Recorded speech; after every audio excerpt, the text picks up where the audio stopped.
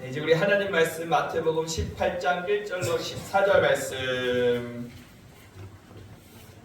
다 같이 시작. 그때 제자들이 예수께 나와 이르되 천국에서는 누가 크니까? 예수께서 한 어린 아이를 불러 그들 가운데 세우시고 이르시되 진실로 너희에게 이르노니 너희가 돌이켜 어린 아이들과 같이 되지 아니하면 결단코 천국에 들어가지 못하리라. 그러므로 누구든지 이 어린 아이와 같이 자기를 낮추는 사람이 천국에서 큰 자니라. 아멘.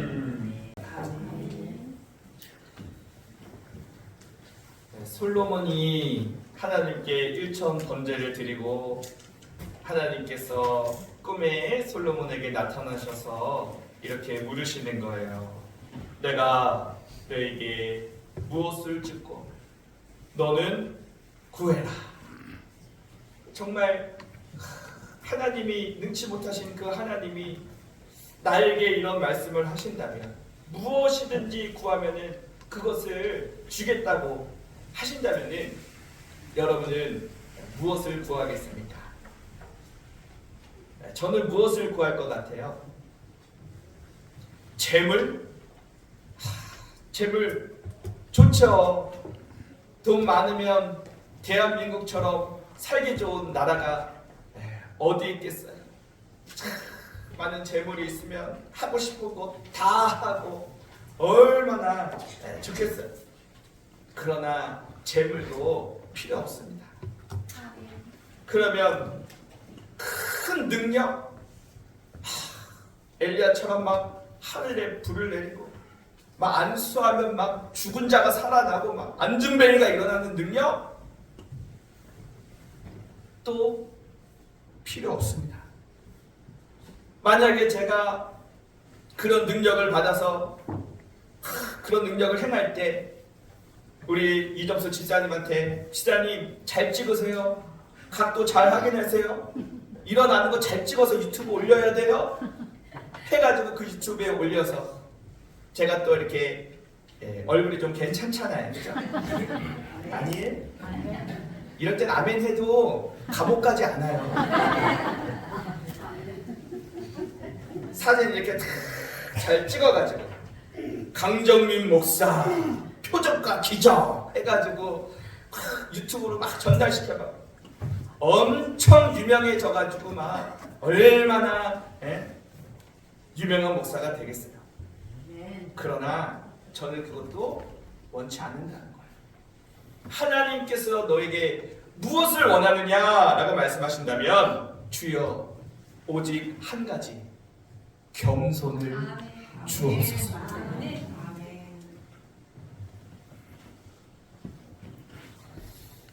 여러분 돈도 좋고 명예도 좋다 하지만 겸손을 준비하지 못한 사람은 여러분 다 교만하여 넘어질 수밖에 없는 것입니다. 우리는 먼저 하나님 앞에 겸손을 구하고 겸손한 성도님들 되시기를 바랍니다. 예수님께 가장 큰 칭찬을 받았던 사람이 누군지 하면은 세례 요한이에요. 예수님께서 세례 요한에게 뭐라고 말씀하셨냐면 여자가 낳은 자 중에서 요한보다 큰 사람이 없다. 여러분 남자가 낳았어요? 여자가 낳았어요? 여자가 낳았죠. 그러니까 이 세상 모든 사람 중에서 가장 큰 사람은 세례 요한입니다. 예수님이 인정을 해주셨어요. 세례 요한이요. 뭐 하늘에서 불을 내렸어요? 어떤 병을 고쳤습니까? 아닙니다. 그냥 낙타 털옷 입고 다니면서 그 메뚜기와 석천 집어먹으면서 회개해라 천국이 가까이 왔다. 예수님에 대하여 나는 쇠하여야 하고 예수님은 흥하여야 하리라. 나는 예수님의 신발끈 풀기도 감당하지 못한 사람. 이런 겸손을 보고 예수님께서는 세례 요한에게 여자가 낳은 자 중에 가장 큰 자다. 오늘 말씀 본문에도 보면은 예수님께서 어린 아이 하나를 세워놓고 말씀하시기를 너희가 이 어린 아이와 같이 되지 아니하면 결단코 천국에 들어가지 못한다. 그러면 어린아이는 어떤 특성이 있길래 그러므로 이 어린아이와 같이 자기를 낮추는 사람이 천국에서 큰 자니라 라고 말합니다. 한번 따라할까요? 어린아이 같이 자기를 낮추는 사람이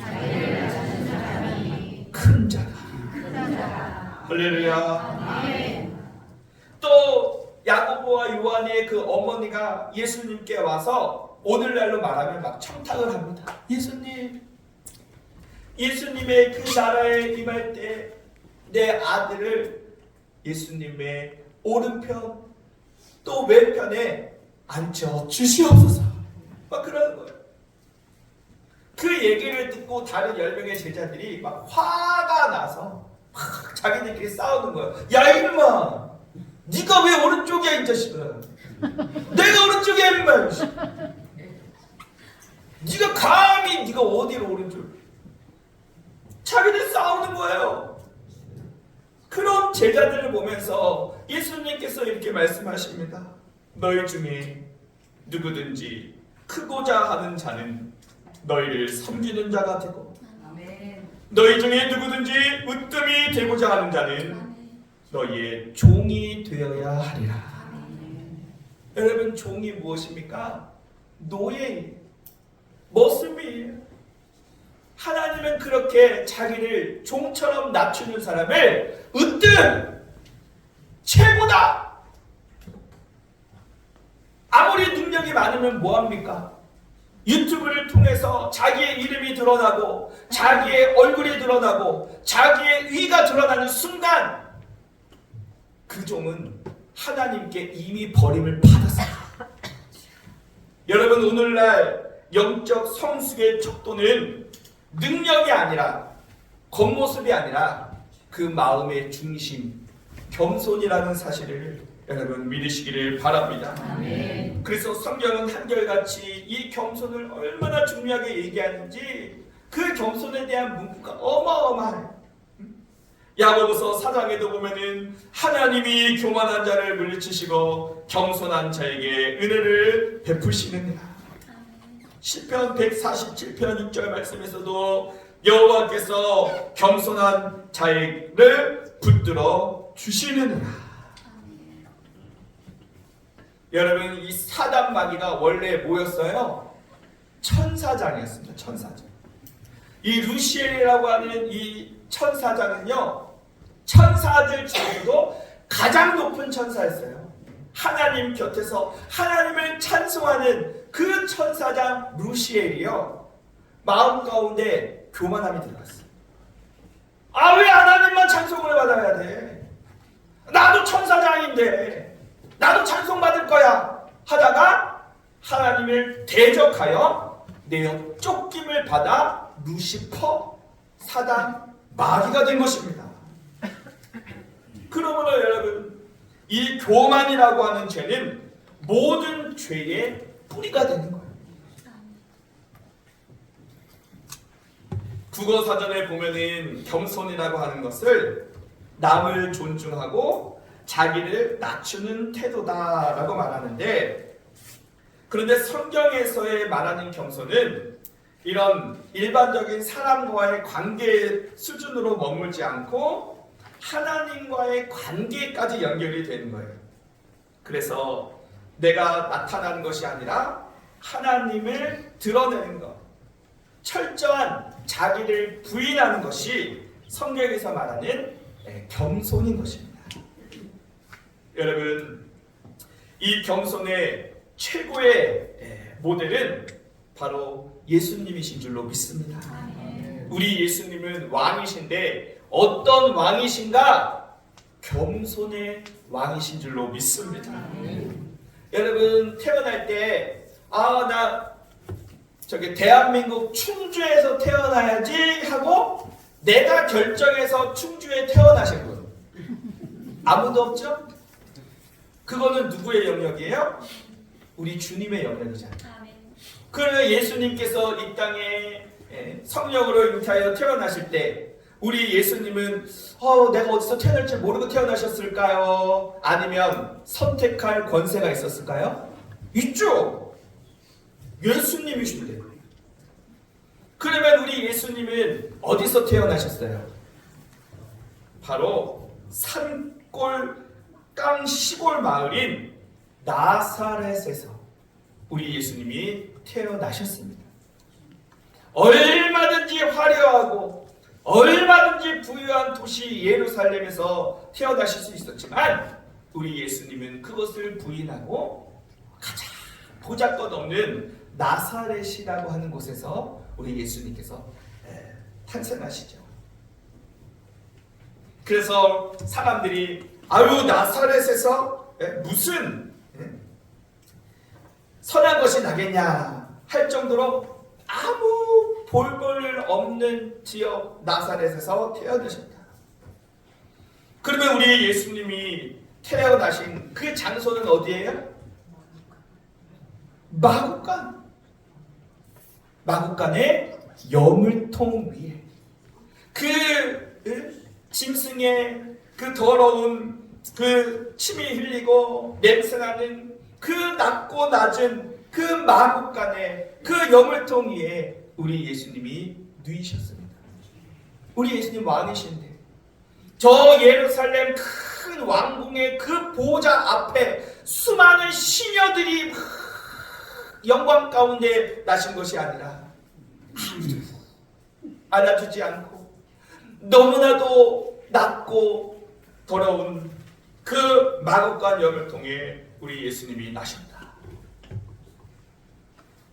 그리고 예수님께서도 이제 그 부모를 택할 때 누구를 택했습니까?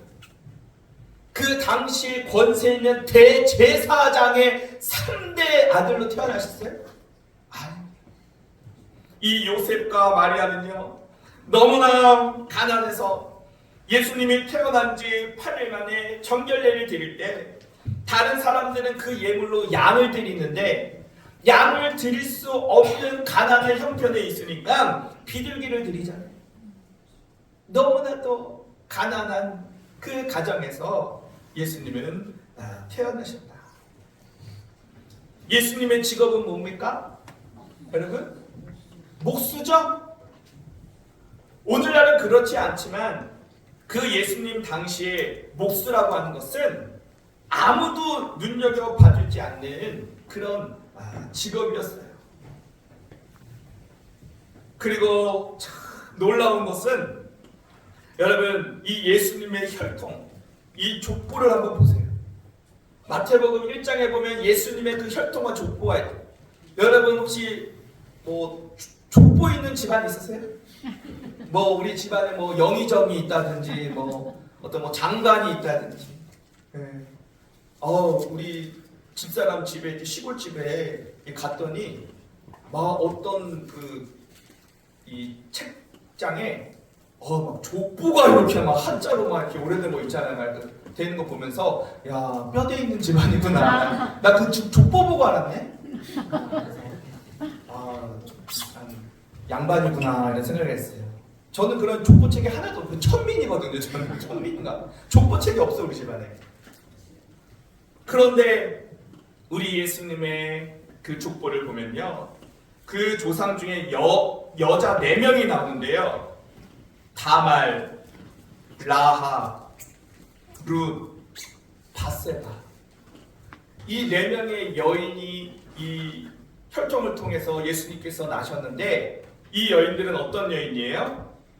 이방인, 가늠한 여인, 몸을 파는 창녀. 아니 우리 예수님은 만왕의 왕이시고 하나님의 아들이신데 어떻게 이런 수치스러운 족보를 가진 가정을 우리 주님은 택하셨나? 이토록 예수님은 이 땅에서 자기를 낮추시고 또 예루살렘에 입성하실 때도 우리 예수님은 뭘 타고 가셨어요? 나귀 새끼.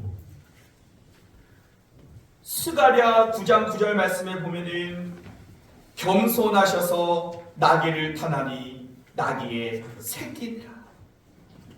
우리 예수님은 지금 100마를 타고 가도 지금 시원찮아요. 응? 하나님의 아들 예수님이 100마를 타고 가도 여러분 시원찮아요. 근데 우리 예수님은 뭘 타신 거예요? 나귀 새끼를 타셨다. 왜요? 겸손하셔서 타셨다는 거예요. 또 우리 예수님께서 십자가에서 달리시기 전날 밤 그 제자들과 함께 계실 때에 대야에 물을 떠고 겉옷을 벗고 수건을 허리에 동이시고 대야에 물을 담아 그 앞에 무릎을 꿇고 제자들의 발을 한 사람 한 사람 다 닦아 주셨습니다. 발을 닦는 것은 누가 하는 거냐면 종이 주인을 닦아주는 거예요. 그런데 지금 누가 누구를 닦아주는 거예요? 예수님이 겸손하셔서 무릎을 꿇고 그 제자들의 발을 닦아주셨습니다. 그리고 예수님의 겸손은 그 십자가의 죽으심으로 극치를 보여주시잖아요. 얼마나 부당한 일입니까? 아무 죄 없으신 예수님이 사람들에게 채찍을 맞고 따기를 맞으시고 가시관을 쓰시고 대못에 박히시고 창에 찔리시고 하는 것이 얼마나 억울하고 분통할 일이에요. 그러나 이 모든 것을 우리 예수님은 겸손함으로 이기신 거예요. 부당한 일을 당할 때 여러분 손가락질하는 사람들에게 예수님의 그 권세를 가지고 하늘의 천군과 천사여 멸망시키라 한마디면요 자기를 조롱한 사람 다 죽는 거예요. 그러나 하나님은 그 아들 예수 그리스도는 그 모든 권리와 권세를 다 포기하셨어요. 그리고 자기를 죽이는 자들을 위하여 아버지여 저들의 죄를 용서하여 주시옵소서. 저들이 하는 것을 알지 못합니다. 라고 하면서 변호까지 해줘. 여러분 우리 예수님이 얼마나 겸손하셔요. 우리는 누가 내가 직접적으로 못 들어도 누가 옆에서 또 이렇게 막 하는 사람 있잖아. 와가지고 그이가 알지? 당신 못생겼디야. 지는 얼마나 잘났어. 응? 이러면서 막 주먹을 막 쥐어주고 내가 그 다음날 만나면 내가 그 아구처럼 그냥 확 날려줄 거야. 그랬잖아요. 그런데 우리 예수님은 주먹을 꽉 쥐신 것이 아니라 반대로 손을 피셨습니다. 그리고 로마의 병정들이 자신의 손바닥에 십자가에 못 박도록 손바닥에 힘없이 내어주셨던 것이죠. 여러분 죽기까지 복종하셨으니 곧 십자가에 죽으십니다. 여러분 예수님을 이렇게 닮고 또 이렇게 예수님 가까이 신앙생활하는 자가 여러분 주님 보실 때 큰 자임을 믿으시기를 바랍니다. 그래서 바울은 이런 예수님의 겸손을 알고 우리 후대 성도들에게 이렇게 권면해요. 빌립보서 2장 5절 말씀해 보니까 너희 안에 이 마음을 품으라. 곧 그리스도의 예수의 마음이다. 여러분 품으라고 하는 것은요 배우고 실천하고 또 그대로 행하라는 거예요. 예수님의 마음이 어떤 마음인데요? 지금 말씀드렸잖아요. 예수님의 마음은 겸손한 마음인 줄로 믿습니다. 그래서 사도 바울도 자기 스스로 늘 겸손하게 고백하잖아요. 뭐라고 그래요? 고린도전서 15장 9절 말씀에 보면 사도 중에 지극히 작은 나라, 자기를 그 많은 사도들 중에서 가장 작은 사람이라고 고백해요. 또 에베소서 3장 8절에 보면은 모든 성도 중에 지극히 작은 자보다 더 작은 나라. 그러니까 막 겸손의 극치를 보여서 가장 작지만 그 중에서도 더 작다.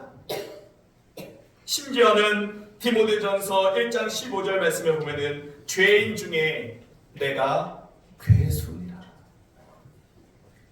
사도 바울이 뭔 죄를 그렇게 졌다. 하나님을 위해서 충성하다가 고난받은 죄밖에 없는데 왜 그 많은 죄인 중에서 자신을 괴수라 부르는가? 뭐 한 거예요? 겸손한 거예요. 예수님도 말씀하시죠. 마태복음 11장 29절 말씀에 보면은 나는 온유하고 겸손하니 내게 배우라. 우리 예수님께서 그 예수님의 길을 따르는 제자인 저와 여러분에게 정말 예수님께 배우길 원하는 것은 여러분 겸손인 줄로 믿습니다. 전북 김제군 금산리에 가면 한국 교회 역사상 아주 중요한 교회 하나가 있어요. 바로 이 교회인데요. 금산교회입니다. 이 교회가 지금까지 이렇게 그대로 이렇게 보존돼서 국내 성지순례 가면 금산에 가서 꼭 들리는 코스예요. 그런데 이 교회는 누가 태웠냐? 이 미국의 테이트 선교사님이 이제 조선 땅에 와서 예수 믿으세요 해가지고 열심히 전도하는데 그때 당시에 전도하는 게 쉬워요? 어휴 저 서양 귀신 저거 눈치 보려고 막 어휴 귀신. 그렇지만 택한 백성들이 있다라는 거예요. 그 복음을 듣고 예수님을 믿은 사람이 이 조덕삼이라고 하는 이 당시의 마을의 유지요 큰 재력가, 그리고 그 조덕삼 밑에서 머슴 생활하던 이자익이라고 하는 사람이 전도돼서 교회에 왔어요. 그리고 나서 교회가 이제 부흥하면서 그 교회에 이제 장로를 세우겠습니다. 이 장로는 우리가 투표를 통해서 가장 많은 표를 얻은 사람이 우리 금산교회의 장로가 됩니다. 그래서 그날 투표를 했습니다. 사람들은 아마 생각했을 거예요. 어휴 우리 조덕삼 씨가 마을의 유지고 가장 큰 부자니까 우리 교회 장로가 되면 좋겠다 해가지고 투표를 했는데 세상에 큰일 났네. 그 조덕삼 씨의 머슴인 이자익 씨가 선출이 된 거예요. 여러분 그 당시에 그 상노민이 양반이니 막 이걸 가지고 지금 막 사람 막 차별하고 막 여자들은 뭐 얼굴 들어 다니지도 못해. 지금 이 시대 태어나서 감사하게 생겼. 그런데 세상에 교회 장로를 선출하는데 세상에 주인이 아니라 머슴이 선출됐으니 이거 어떡하냐.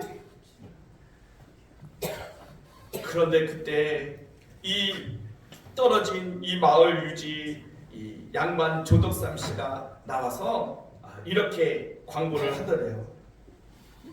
우리 금산교회의 교인들은 참으로 훌륭한 일을 해냈습니다. 저희 집에 일하고 있는 이자익 영수는 저보다 신앙의 열의가 대단합니다. 참 감사합니다. 나는 하나님의 뜻을 겸손히 받아들여 이자익 장로님을 받들고 교회를 더욱 잘 섬기겠습니다. 이렇게 한 거예요. 왼쪽에 분이 조덕삼 씨, 오른쪽에 그 머슴 15살이나 어린 6살 때 고아 키워준 이 이자익 이 머슴이 장로로 선출돼서 이 조덕삼 씨가 이렇게 고백했다는 거예요. 여러분 이게 쉬운 일이 아니에요. 쉬운 일이 아닙니다. 그래서 이 조덕삼 씨는 이제 나중에 본인도 장로가 되고 그 아들 조영호 씨가 2대 장로가 되고 또 손자 조세영 씨가 3대 장로가 되는데 이 손자 조세영 장로가 여러분 국회의장을 보내고 민주당 총재를 지내고 3선 국회의원이었던 조세형 의원을 말하는 거예요. 하나님께서 정말 하나님 보실 때 큰 사람은 돈이 많은 사람도 아니에요. 막 능력을 행하는 자가 아닙니다. 겸손한 자에게 하나님은 은혜를 베푸시는 줄로 믿습니다. 그러므로 여러분 우리가 내가 어떤 겸손한 사람인지를 우리가 잘 한번 생각해 보세요. 겸손한 사람은요 자기 생각이 틀릴 수 있다라고 늘 생각하고 남의 말을 귀 기울이고 또 자기의 그 뜻을 바꾸고 개선해 나가려고 노력해요. 근데 교만한 사람은 어떤지 알아요? 한 번 아니면 아니야. 눈에 흙이 들어가기 전까지는 한 번 아닌 건 아니야. 남들은 다 맞다고 하는데 나는 한 번 아니면 아니야. 원래 그래. 내가 원래 성격이 원래 그래. 나는 한 번 아니면 아닌 성격이 알지 내 성격. 한 번 아니면 아닌 성격이 아니라 교만한 거요.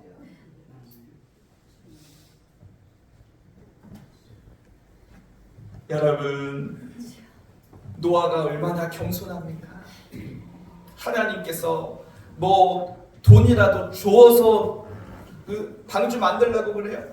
한 푼 주지 않았는데도 노아 방주 만들어라 하니까 하나님 내가 왜 돈 좀 주세요. 아무 자기 주장을 말하지 않고 하나님의 말씀에 그대로 순종하자. 노아야 방주의 문은 하나만 만들어야 된다. 저는 좀 생각이 다른데요. 나는 3개는 있어야 된다고 생각해. 나는 원래 그렇게 생각하는 사람이야. 아니면 딴 사람 알아보던가. 그러지 않아요. 자기의 주장을 펼치지 않고 내 생각과 달라도 주님이 말씀하시면 그대로 순종합니다. 노아야 창문을 저 천장에다 달아놓아라. 이건 좀 아니지 않아요? 아니 배를 만들 줄 모르시는구나. 내가 알아서 할게요.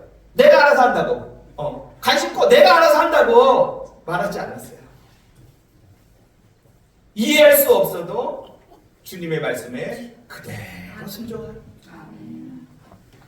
하나님께서 또 말씀하시죠. 노아야 방향을 조절하는 운전장치 핸들은 만들지 말아라. 어라? 이것도 뭔 말이래? 아니 배에 조종장치가 없으면 그게 배요? 여러분 차 타고 가는데 핸들이 없어. 탈 거예요? 사고나 죽어. 그런데 배에 핸들을 만들지 말라고? 내 진짜 찾다.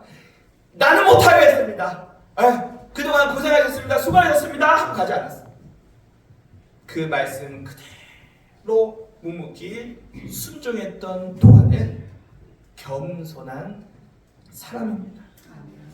그런 겸손한 자에게 하나님께서 은혜 베푸셔서 홍수의 심판 가운데 그와 그의 모든 가족들을 우리 주님께서 구원해 주신 줄로 믿습니다. 어느 시골 마을에 이 말로는 평생 누구에게 적은 적이 없는 할머니 한 분이 계셨대요. 너무 유명해. 저 할머니는 다른 건 몰라도 이 말싸움 하나는 지금까지 백전백승이야. 그 누구도 이길 사람이 없어. 근데 세상에 그 할머니가 며느리를 보게 됐습니다. 마을 사람들이 모여서 이야기합니다. 저 며느리 이제 죽었다. 죽었다 이제. 그런데 참 그 며느리가요 겸손한 며느리. 시어머니가 이제 막 군기를 잡으려고 막 시집살이를 시키고 막 생티집을 막 잡는 거예요. 그래서 이 시어머니가 야! 너 친정에서 그것도 안 배웠냐? 너는 그런 것도 엄마가 안 배우고 너 뭐하고 이렇게 시집을 온 거야? 아무것도 없이. 그랬더니 이 며느리가 하는 말이 어머니 친정에서 배워온다고 해도 시집 와서 어머니께 배우는 게 더 많아요. 어머니 저를 좀 잘 가르쳐 주세요. 열심히 할게요. 얘가 왜 이래? 그래서 안 되겠다. 좀 더 세게 해야겠다. 야! 너 대약물 좀 먹었다는 애가 뭐 이렇게 할 줄 아는 게 없냐? 그랬더니 이 며느리가 또 웃으면서 어머니 요즘 대학 뭐 그까짓 거 옛날 초등학교만도 못해요. 어머니께서 저를 좀 잘 가르쳐 주세요. 무슨 말만 하면 항상 겸손하게 말하니까 이 어머니가 나중에 얘야 내가 졌다. 이 모든 집안 살림 이제 네가 알아서 해라. 보통 며느리 같았으면 어머니! 뚫린 입이 맞으라! 어머니! 얼마나 며느리들이 무서워. 그런데 참 겸손한 며느리는 어머니가 아니라 어머니 톤이 다른 거야. 그러니까 말하는 거를 보면 그 사람이 교만한 사람인지 겸손한지 안다는 거야. 자기 주장을 펼치지 않아요. 항상 말을 아끼고 무슨 말을 하든지 어쩜 그렇게 마음을 이렇게 기쁘게 해주는 말만 하냐.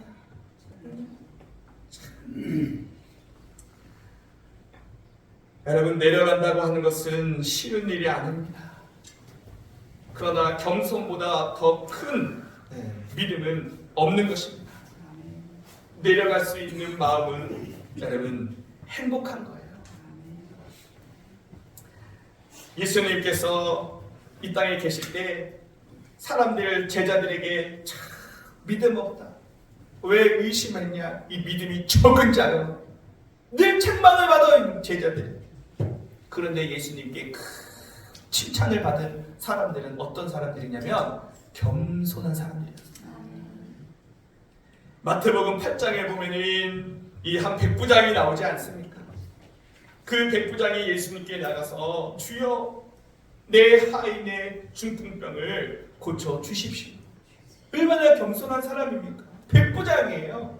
하인 따위 종 따위는 그냥 병들면 내다 버리면 되는 겁니다. 그런데 이 백부장이 자기 하인을 위해서 예수님을 찾아온 이 마음이 얼마나 겸손해요. 그래서 예수님께서 그래 내가 가서 고쳐주마. 그랬더니 이 백부장이 뭐라 하는지 알아요? 아닙니다.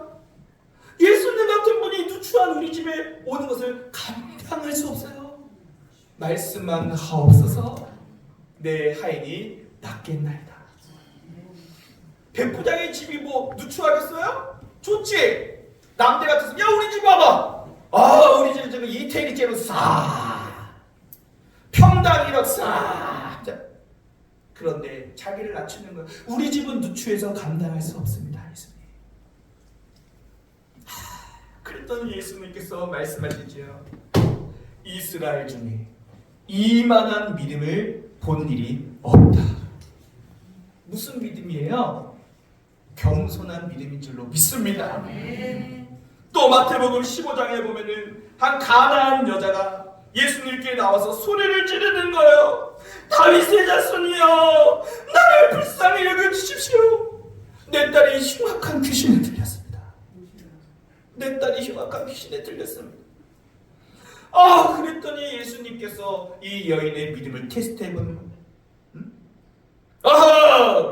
자녀의 떡을 취하여 개들에게 던지는 것이 마땅하지 않다. 보통 사람 같았으면 해도 너무하네 진짜. 내가 아유 싫으면 말아 이씨. 갔을 거예요. 나를 개 취급해. 그런데 이 여인은 겸손했습니다. 주여 옳습니다. 나는 개만도 못한 사람입니다. 그러나 개들도 그 주인의 상에서 떨어지는 부스러기를 먹지 않습니까? 개 같은 저에게도 부스러기와 같은 은혜를 주십시오. 예수께서 말씀하시기를 여자여 내 믿음이 크도다.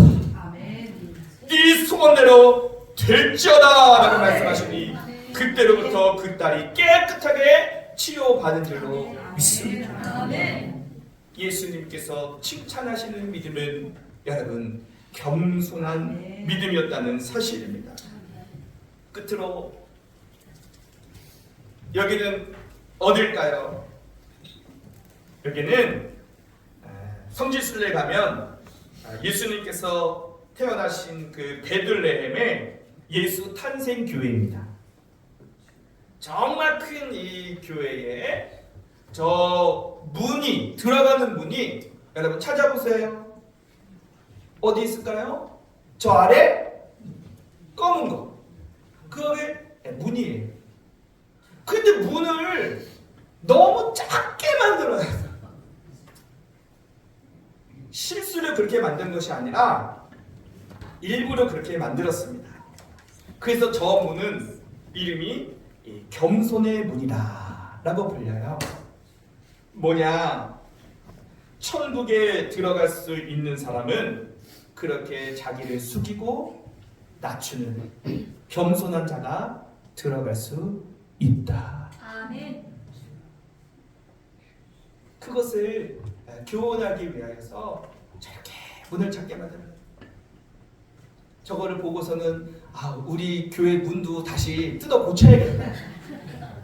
그러니까 개구멍처럼 만들어놔가지고 막 교만한 사람들 와가지고 정말 이 가난한 여인처럼 주님 나는 개만도 못합니다. 이 죄인이 주님 앞에 나와 예배를 드리게 하시니 감사합니다 라는 마음으로 정말 개구멍을 하나 만들어 놓고 우리가 아멘. 하나님 앞에 겸손할 수 있다면, 아멘. 그렇게 해서라도 하나님 앞에 겸손할 수 있다면 아멘. 얼마나 좋겠는가. 아멘.